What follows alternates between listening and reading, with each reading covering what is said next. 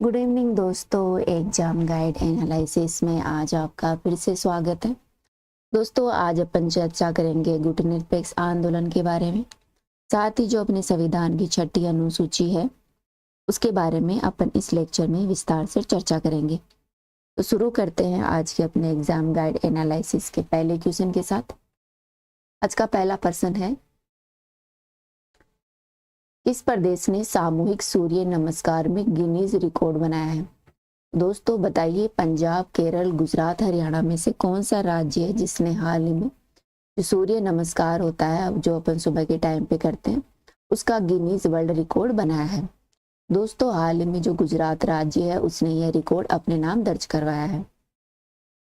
अगला क्वेश्चन है, हाल ही में किसने मानव मस्तिष्क की तरह एआई जेमिनी पेश किया है? तो दोस्तों, एक टूल है जो कि मानव मस्तिष्क की तरह कार्य करता है, आर्टिफिशियल इंटेलिजेंस का, जिसका नाम है जेमिनी। ये किसके द्वारा शुरू किया गया है?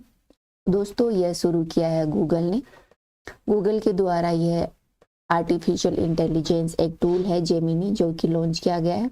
वर्तमान में आर्टिफिशियल इंटेलिजेंस है वो बहुत बढ़ चढ़कर हर क्षेत्र में अपना दबदबा बना रही है। तो उसने मानव मस्तिष्क की तरह काम करने में भी अपना महत्वपूर्ण योगदान दिया है। अगला क्वेश्चन है, मीराबाई जन्म उत्सव पर कितने रुपए का स्मारक सिक्का जारी किया गया? दोस्तों, मीराबाई थी वो राजस्थान की एक महत्वपूर्ण कवयित्री थी। वैष्णव भक्ति में ये विश्वास करती थी, वैष्णव भक्ति को मानने वाली, ठीक है। और ये है जो अपने भक्ति मार्ग से जुड़ी हुई थी। इन्होंने बहुत सारे राजस्थानी भाषाओं में कुछ कविताएं लिखी थी जो कि अपन वर्तमान क्षेत्र में जो भक्ति क्षेत्र में महिलाएं कवयित्री थी जो महत्वपूर्ण योगदान रखती थी, उनमें ये एक महत्वपूर्ण महिला कवयित्री हैं। तो इनके नाम पर सरकार ने हाल ही में एक सिक्का जारी किया है। दोस्तों बताइए, सिक्का कितने रुपए का है जो हाल ही में गवर्नमेंट ने जारी किया है? यह सिक्का है 525 रुपए का, ठीक है, 525 का। नेक्स्ट क्वेश्चन है, हाल ही में कौन सा देश दुनिया का सबसे बड़ा अफीम उत्पादक बन गया है? तो दोस्तों, अफीम हीरोइन है जो कि समाज में एक बहुत ही घातक महत्वपूर्ण उत्पादक है जो कि समाज को गर्त की ओर ले जाता है। तो इसमें क्या है कि ये जो उत्पादन होता है अपने इधर जो अपने म्यांमार, थाईलैंड, लाओस आदि क्षेत्रों में होता है, और पाकिस्तान, अफगानिस्तान, इन क्षेत्रों में भी इसका अच्छा खासा उत्पादन होता है। तो हाल ही में क्या है कि म्यांमार ने अफगानिस्तान को पीछे छोड़कर इसमें अपना पहला स्थान प्राप्त कर लिया है, ठीक है। ये किसने बताया है? ये बताया है यूएनओडीसी ने। दोस्तों, यूएनओडीसी है वो यूनाइटेड नेशन ड्रग्स और जो अपना अपराध है उसके ऊपर एक महत्वपूर्ण संस्था है। संयुक्त राष्ट्र संघ की ड्रग्स और अपराध की एक संस्था है। इसके अनुसार यह कहा गया है कि 2023 में दुनिया का सबसे बड़ा अफीम उत्पादक है वो म्यांमार बन गया, जिसने जो अभी तालिबान का कंट्रोल आ गया अफगानिस्तान पर उसको पीछे छोड़ दिया है। दोस्तों, इसका कारण बताया जा रहा है अपने जो म्यांमार है वहां पे क्या होता है कि जो वहां पे सैन्य तख्ता पलट हो गया है, वहां पे सरकार का शासन ना होकर वर्तमान में जो आर्मी है वो अपने कंट्रोल में वहां के जो क्षेत्र है उसको कर रखा है। तो इसी को एक बहुत बड़ा कारण बताया जा रहा है कि वहां पर अफीम का उत्पादन है वो बढ़ गया है। नेक्स्ट क्वेश्चन है, रूठी रानी के नाम से किसे जाना जाता है? तो दोस्तों, राजस्थान की एक महत्वपूर्ण रानी थी, तो वो कौन सी रानी है जिसे रूठी रानी के नाम से भी जाना जाता है? तो दोस्तों, जो अपनी उन्मादे थी, रानी उन्मादे को रूठी रानी के नाम से भी जाना जाता है। नेक्स्ट क्वेश्चन है, एशिया का पहला लेजर किरण ऊर्जा अनुसंधान मध्य प्रदेश के किस शहर में शुरू किया गया?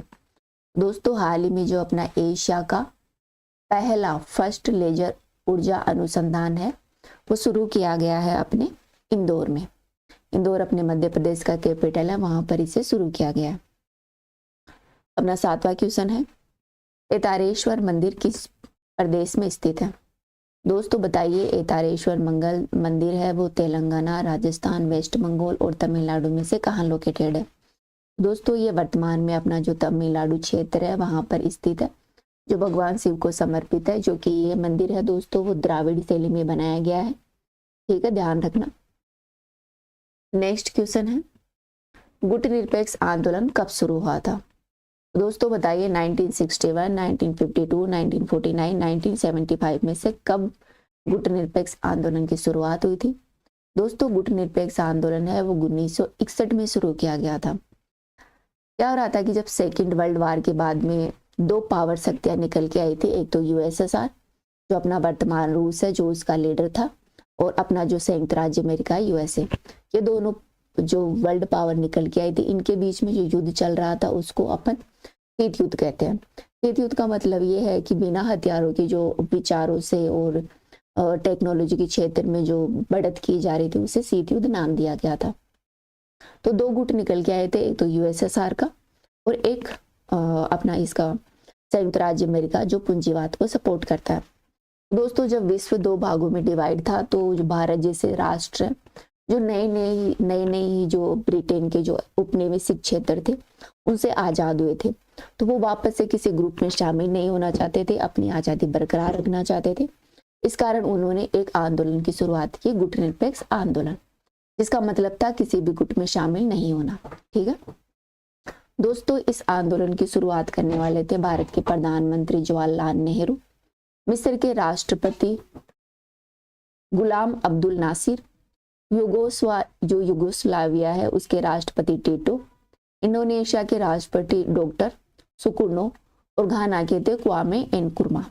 इनके द्वारा ये 5 देश है, इन भारत, अपना मिस्र, युगोस्लाविया, इंडोनेशिया और घाना, इन 5 देशों ने मिलकर गुटनिरपेक्ष आंदोलन की शुरुआत की थी कि वो ना तो समाजवादी गुट में शामिल होंगे जिसका नेतृत्व यूएसएसआर कर रहा था, और ना ही वे पूंजीवादी गुट में होंगे जिसका नेतृत्व करता अमेरिका था। इस तरह इन्होंने क्या किया, एक बैठक की और अप्रैल 1961 में गुटनिरपेक्ष आंदोलन की नॉन अलायंस मूवमेंट की स्थापना की। दोस्तों 2012 तक इसमें वर्तमान सदस्य हैं वो 120 सदस्य देश हैं। ठीक है, इसके उद्देश्य की बात करें तो गुटनिरपेक्ष राष्ट्रों की राष्ट्रीय स्वतंत्रता, सार्वभौमिकता, क्षेत्रीय एकता एवं सुरक्षा को उनके साम्राज्यवाद, औपनिवेशिकवाद, जातिवाद, रंगभेद और विदेशी आक्रमण तथा सैन्य अधिकरण, हस्तक्षेप आदि के मामलों के विरुद्ध उनके युद्ध के दौरान सुनिश्चित करना था। दोस्तों इसके साथ ही जो इनका और उद्देश्य था, जो किसी भी पक्ष या विरोध में उनका निष्पक्ष रहना था। यह संगठन संयुक्त राष्ट्र के सदस्यों की कुल संख्या का लगभग 2/3 है। दोस्तों इन क्षेत्रों में जो विश्व की कुल जनसंख्या है वो लगभग 55% निवास करती है। अर्थात गुटनिरपेक्ष आंदोलन है, इसके जो सदस्य देश है वो लगभग विश्व की 55% जनसंख्या का प्रतिनिधित्व करते हैं। साथ में जो शामिल सदस्य देश हैं वो थर्ड विश्व के जो विकासशील देश है, डेवलप कंट्रीज हैं, वो मुख्य रूप से इसमें शामिल हैं। नेक्स्ट क्वेश्चन है, निम्नलिखित में से कौन सा राज्य भारतीय संविधान की 6ठी अनुसूची के अंतर्गत नहीं आता? दोस्तों बताइए इनमें से कौन सा राज्य है? त्रिपुरा, मिजोरम, असम, सिक्किम में से कौन सा है जो 6ठी अनुसूची में शामिल नहीं है? दोस्तों अपना सिक्किम है वो 6ठी अनुसूची में शामिल नहीं है। बात करते हैं अपन 6ठी अनुसूची के बारे में। दोस्तों भारतीय संविधान की जो 6ठी अनुसूची है उसमें पूर्वोत्तर क्षेत्र है, अपना जो नॉर्थ ईस्ट एरिया है, वहाँ के 4 राज्य मुख्य रूप से इसमें शामिल हैं। इसमें असम, मेघालय, त्रिपुरा और मिजोरम। ठीक है, कौन से? असम, मेघालय, त्रिपुरा और मिजोरम इसमें मुख्य रूप से शामिल हैं। इनमें स्वायत्त जिला परिषदें अर्थात ऑटोनोमस डिस्ट्रिक्ट काउंसिल की स्थापना का प्रावधान किया गया है। दोस्तों ये जो स्वायत्त जिला परिषदें हैं वो आदिवासी संस्कृति की रक्षा करती हैं और उनके संरक्षण को देखती हैं।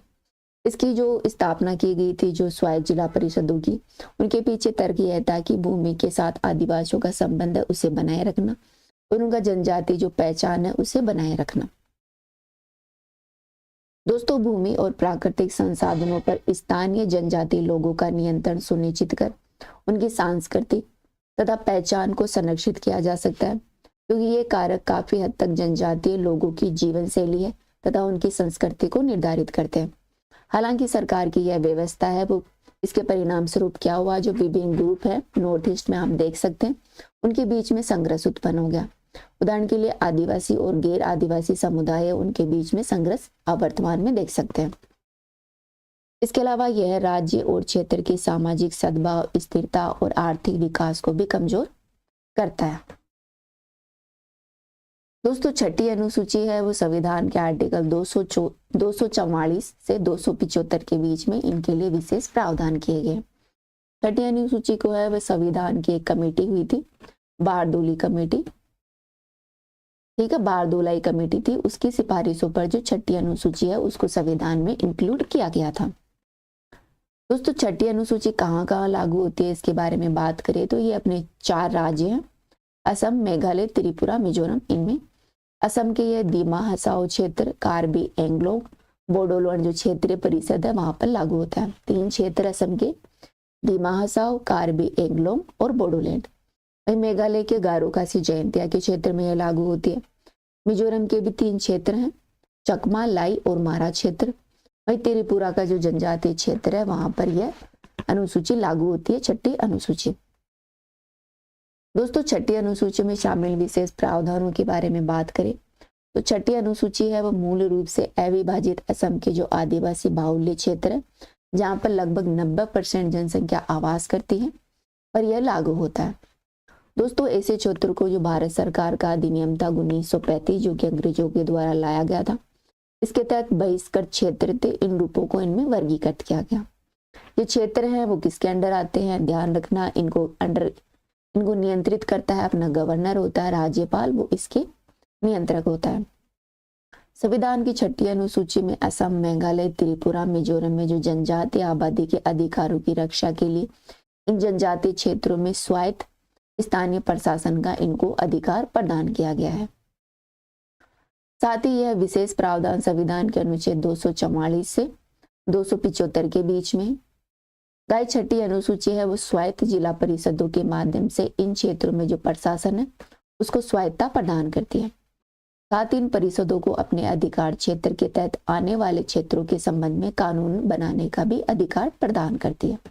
ठीक है, तो ये ऑटोनोमस डिस्ट्रिक्ट काउंसिल है वो इन क्षेत्रों में कानून भी बना सकती है। ये कानून किन क्षेत्रों पर बना सकती है, या भूमि, जंगल, खेती, इनकी जो विरासत है उन पर, आदिवासियों के स्वदेशी जो इनके रीति रिवाज है, इनकी परंपराएं हैं आदि के संबंध में ये कानून बना सकते हैं। इसके साथ ही दोस्तों यह भूमि जो राजस्व होता है यहाँ का और कुछ अन्य कर है वो भी इनके द्वारा इकट्ठा किया जाता है ताकि वो अपना संचालन आराम से कर सके। ठीक है, तो पूछ लिया जाए कि क्या डिस्ट्रिक्ट काउंसिल जो छठी अनुसूची में शामिल है क्या वो स्थानीय क्षेत्रों से कर ले सकती है, तो यस वो कर ले सकती हैं। वो राजस्व होता है उस पर कोई अन्य कर है उनके लिए। दोस्तों ऑटोनोमस डिस्ट्रिक्ट काउंसिल है वो शासन के 3 शाखाएं, विधानमंडल, कार्यपालिका और न्यायपालिका के संबंध में विशिष्ट शक्तियां और जिम्मेदारी रखते हुए एक लघु राज्य की तरह कार्य करती हैं। ठीक है, ये विधानमंडल की तरह कानून बनाती है, कार्यपालिका की तरह उनकी निगरानी करती है और कोर्ट की तरह जो जुडिशरी है उसकी तरह उनको न्याय दिलाने का कार्य करते हैं। ठीक है, ये चर्चा की अपने छठी अनुसूची के बारे में। अपना अंतिम क्वेश्चन है, डोलू कुनीता किस राज्य का पारंपरिक नृत्य है? दोस्तों बताइए, डोलू कुनीता है वो कहाँ का एक पारंपरिक डांस है जो कि बहुत ही प्रसिद्ध है। दोस्तों ये नृत्य है वो कर्नाटक क्षेत्र का प्रसिद्ध है। ये आप यहाँ पर आंसर की देख सकते हैं। तो आज के वीडियो में इतना ही, कल फिर मिलेंगे। Thank you.